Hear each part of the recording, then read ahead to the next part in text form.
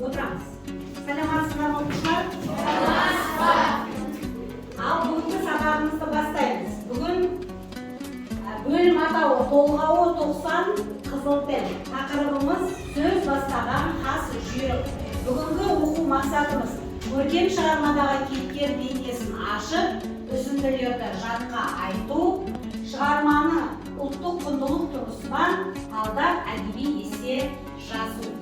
Қоржын бойынша сендер енді бір-бірімен естисіңдер. Нақыл сөздер арқылы бір-бірімізге жақсы тілек білдіруіміз керек. Елімін Сүйінбай Арымұлының нақыл сөздері арқылы ақындардың ақыны Айгүл Көкей арқылы айта отырып сіздерге сәттілік.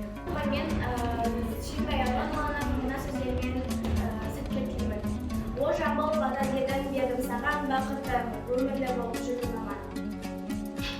Келесі топтарға сәттілік тілейтіндер Сүйінбай атамыздың мына сөзімен: жақсы жігіт елінің ағасындай, жақсының сөзін әркім пайдаланады. Сәттілік. О жамбыл бата бердім саған бақытты өмірлі бол, ақындардың ақыны Айгүл Көкей арқылы. Арымұлы 1815 жылы Алматы облысы Жамбыл ауданында дүниеге келген қазақтың шешен айтыскері болып келеді. Оның сол кезде жырлаған Өтеген, Сынаншы, Жабай батыр және тағы да басқа толғаулық шығармалары бар.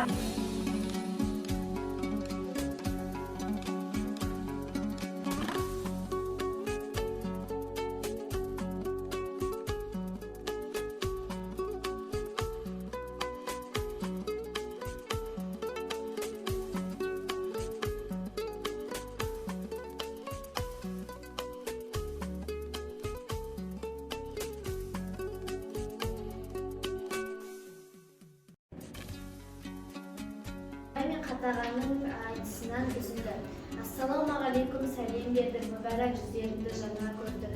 Атақты ас жиынды құттықтауға бауырлас қырғыз елі саған келді. Жүрікте жеткізбеді қою шаңға, қосылар қырағылар қашқананға.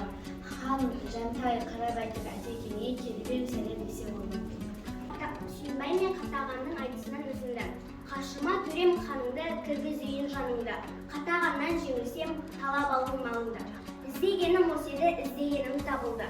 Көппін деп айттың, қатаған көптің сенің қайда бар. Үш ұлыстың ұлысың, қазағымды қаптатсам, жұртта қалған күшіктей айдалада ұлысың.